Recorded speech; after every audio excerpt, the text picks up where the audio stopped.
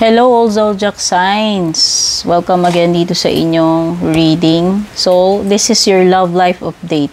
No? Ano ang latest chika or balita energy ngayon pagdating sa person mo o sa love life mo? So, lahat yan. Start tayo kay Aries. Ayan. Kung bago kayo dito, please don't forget to like, share, follow, and subscribe.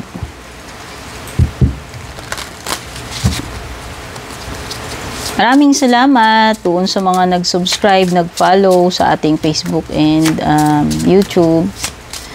Salamat na rin sa mga YouTube channel members natin, mga nag-avail ng ating Facebook subscriptions, and yung mga nag-a-avail ng mga personal readings. Thank you so much, lalo na sa mga suki. So, start tayo kay Aries. Ano bang update ngayon pagdating sa love life mo? Link, the bond of love grows stronger over time. So, Aries, this is an indication na kung anong meron right now between you and this person. This has a big potential na lalago pa itong connection ninyo. Mas lalalim or tatagal pa. O, mag-grow pa kayo. Mag-grow pa kayo dito sa relationship ninyo. So, pwedeng mag-level up pa itong connection mo with this person. Ayan o. The bond of love grows stronger over time. So, habang tumatagal na nakikilala mo, nakikilala ninyo isa't isa, nalalaman nyo yung mga strengths and weaknesses ng ninyong dalawa dito sa relationship niyo, the more na kayo ay mag-grow and pwedeng mas maging matatag pa, magtagal pa ang samahan ninyo. Okay? Next is Taurus. Ano yung update ngayon dito sa person mo, sa love life mo, Taurus? Union.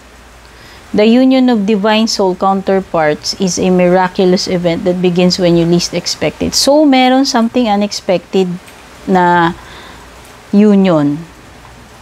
So, pwedeng may mamimit ka or pwedeng magkakaroon ka ng karelasyon. Pero this is something na hindi mo nga inaasahan.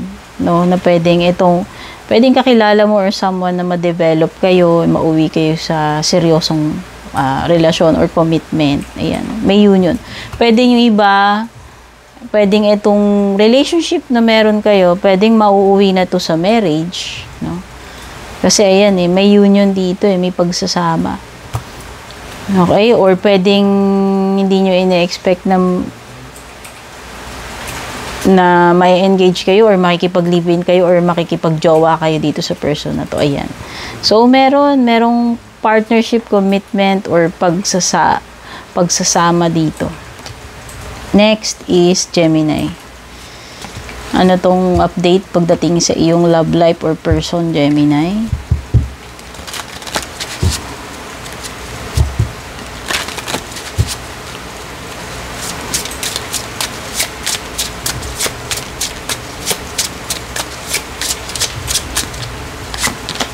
Accept. No, be prepared to accept what fate has in store for you. Okay, so may mga hindi ko alam kung may paparating ba sa'yo na bagong person. Meron bang paparating sa iyong bagong pagsubok pagdating sa love life, no? Kasi meron ditong something na i-embrace mo. Or kung hindi man ito pagsubok or blessing or bagong person na paparating sa'yo, pwede nga ibig sabihin lang may mga bagay na dapat tanggapin, Gemini. Whether you like it or not. No, parang ihanda mo na daw yung sarili mo dito kasi mukhang may mga bagay na kailangan mong tanggapin sa ayaw at sa gusto mo. Okay? Pero pwede ring may positive aspect kasi to. So, pwede yung iba may fate Ayan There is something in store for you. So, pwedeng may mas better na darating. So, kung this current relationship of yours is a failure, pwedeng may paparating sa iyo na nakatakda, na mas deserve mo, na mas better. Okay? Next is Cancer. Ano ba tong update sa love life mo, Cancer?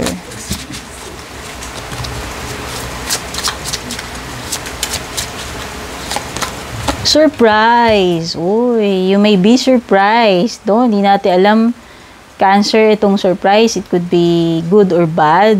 Sabihin na natin, may sorpresa sa'yo si person. Sana maganda. O baka naman kasi magulat ka, 'di ba? May malaman ka or may mangyaring hindi maganda. Pwede kasing ganun. Pero pwede rin naman na masusurpresa ka kasi meron siyang ibibigay sa iyo or may gagawin siyang something good or romantic. Okay? Kasi two sides of the coin eh. Hindi natin masasabi eh. Depende sa kung ano yung matatapat sa inyo, no? So, kasi collective reading ito. So, yan, basta meron ditong surpresa, panggulat, hindi mo ina-expect na mangyayari or darating sa'yo pagdating sa love life mo. Leo, ano ba tong update pagdating sa love life mo?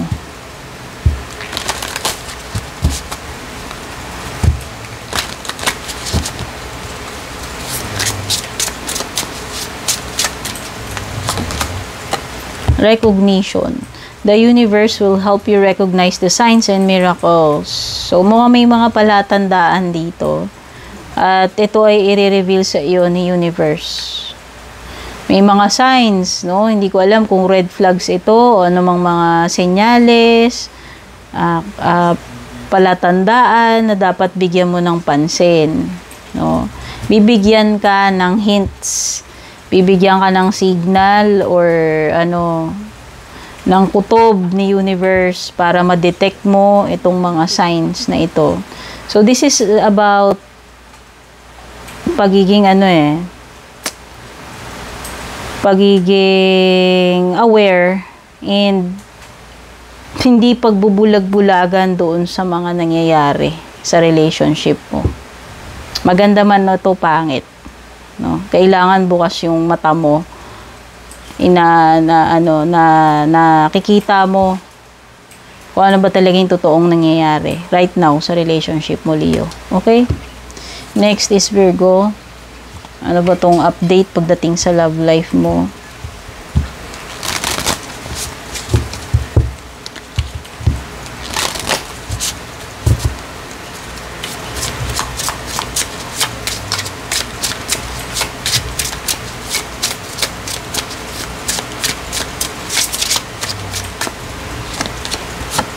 Three, tell the tree what you really think. Sabihin mo kung ano yung gusto mong sabihin, Virgo, dito sa person mo. Kung ano man ito nararamdaman mo, it's better na maging honest ka. Maganda man itong sasabihin mo o pangit, importante pa rin na tayo dapat ay open na sinasabi natin sa mga jowa, asawa, partner natin yung mga dapat nating sabihin. Dapat wala tayong tinatagong sikreto. No? Doon nagiging nabibuild yung trust, doon din nagiging nabibuild yung samahan ninyo. Kasi kung hindi kayo nagsasabihan, basta maganda man yan o pangit, dapat magkaroon tayo ng honesty na sabihin kung ano yung dapat nating sabihin. Okay?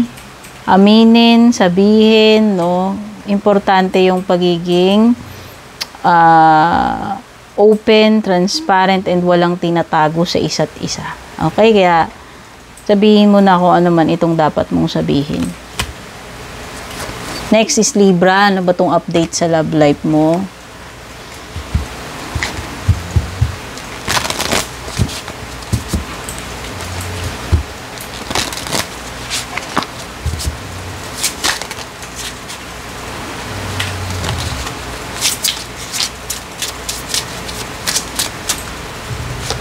Recognition.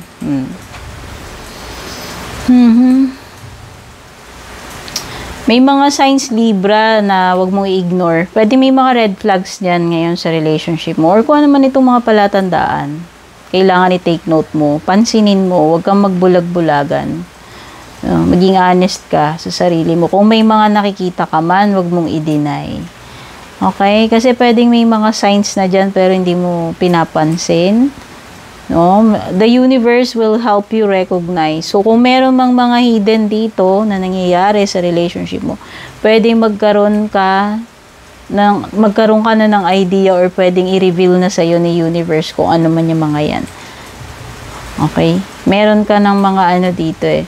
Meron kang mga signs na matutuklasan na napaka-importante ngayon na nangyayari sa relationship ninyo. Next is Scorpio. Ano ba tong update sa love life mo?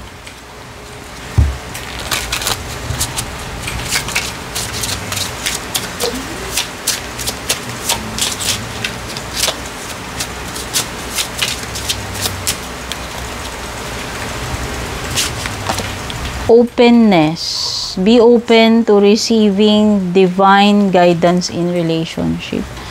Openness. Baka naman may problema kayo ngayon ni person mo or ng asawa mo na hindi kayo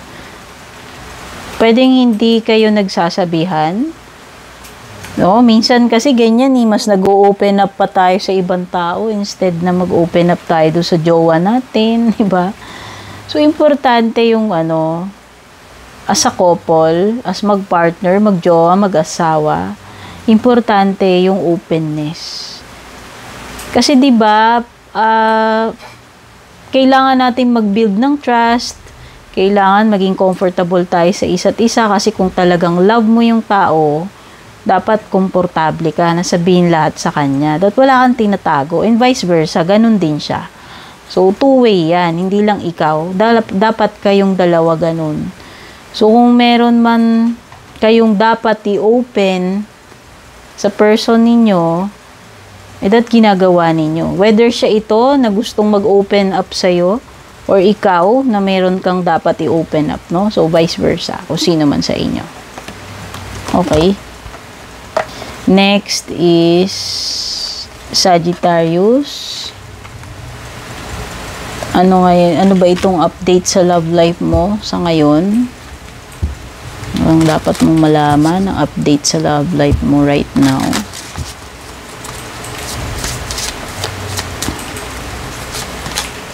Honor.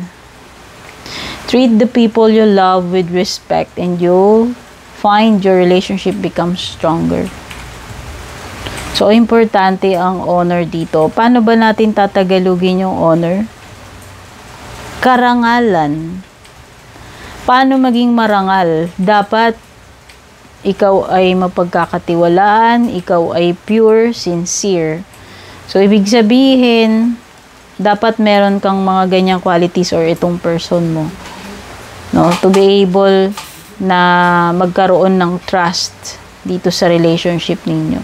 So, dapat ino-honor ninyo yung relationship, no? Tinatrato nyo na mahalaga, sagrado. Kung naniniwala ko dun, hindi kailangan nakasal kayo para lang gawin ninyong sagrado yung connection nyo or relationship ninyo. No?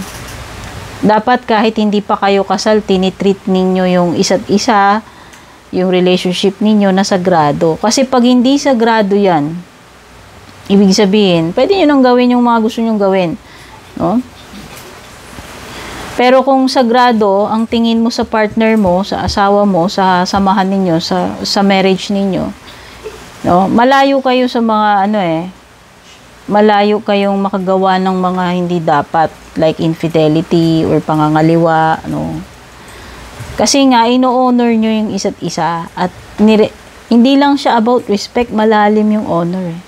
Tinitreat nyo nga as sacred yung relationship ninyo.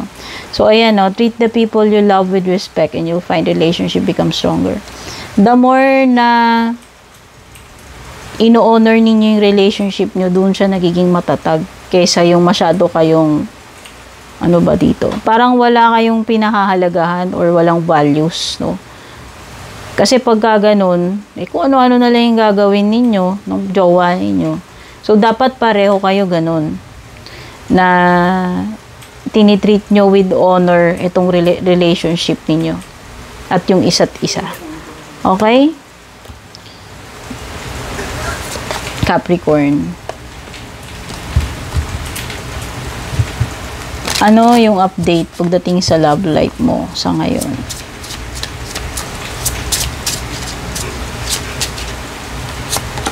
Commitment. Commitment is an important factor in building a successful relationship. So, pwedeng iba kung single kayo, baka papasok na kayo sa isang commitment. Baka may paparating na person at commitment sa inyo. Pero dun sa may mga jowa na, may asawa na, importante ang commitment. Pag nakakommit na kayo sa isa, natural lang. Dapat, hindi na kayo kumukommit sa iba. Or dapat itong person mo, may commitment din siya sa'yo. Vice versa yan, hindi lang ikaw. Dapat pareho kayo. Alangan naman yung isa lang ang committed, yung isa hindi. Ano yung kalokohan, di ba? So, yan, importante ito. Kung sumumpa kayo sa altar, nagpakasal kayo, mag-stick kayo dun sa commitment ninyo. Mag-stick kayo sa vow ninyo. Kasi ano yan kasal yan. Sumumpa kayo sa altar, sa harap ng Diyos. Pero kung hindi man kayo mag-asawa, ganun pa rin.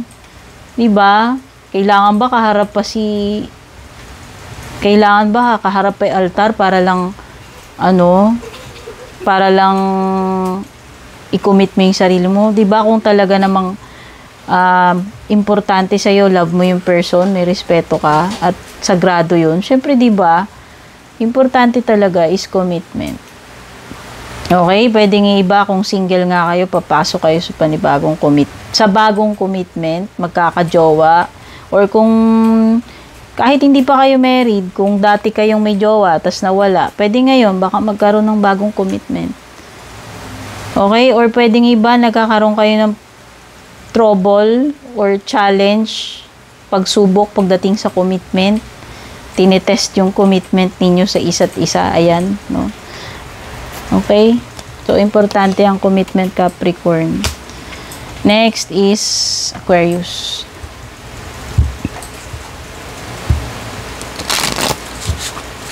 Ano tong update sa love life mo, Aquarius? Ano ba yung dapat mo laman sa ngayon? Dito sa love life mo, sa person mo.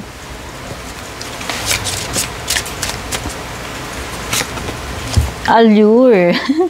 Consider this situation carefully. Wow. So, this is something like an attraction, nafe-feel ko. You find this person very attractive, alluring, sabi nga nila. Or, ikaw, na-attract siya sa'yo. This person finds you sexy, attractive, alluring. Yan. Merong pwedeng common Pwedeng pareho kayo, na-attract kayo ngayon sa isa't isa. Okay? So, this is something na parang nagkakaroon kayo ng interest sa kanya and at the same time siya ganun din. No? Pwedeng this is an indication na nagsisimula na yung attraction and then pwedeng kasunod nun feelings na. Okay? So, ayan. Merong something dito na namumuo between you and this person. No? Pwedeng na-attract kayo sa isa't isa. And may mga possible na mamuong feelings or kasunod relationship. No? Kung magko-continue pa ng magko-continue ito. Pisces, ano tong love life update mo? Ano update ngayon pagdating sa jowa mo or sa love life mo?